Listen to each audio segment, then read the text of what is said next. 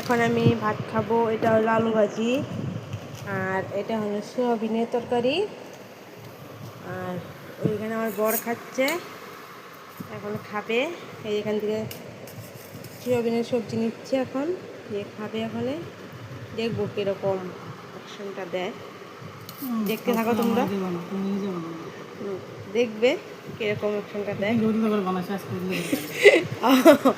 কিছু হইব না গাইজ। গাইজ দেখো হচ্ছে এখানে দিয়েছে আমাকে ম্যাগি খেতে, তো আমার বরকে আমি দিয়ে দিচ্ছি অল্প।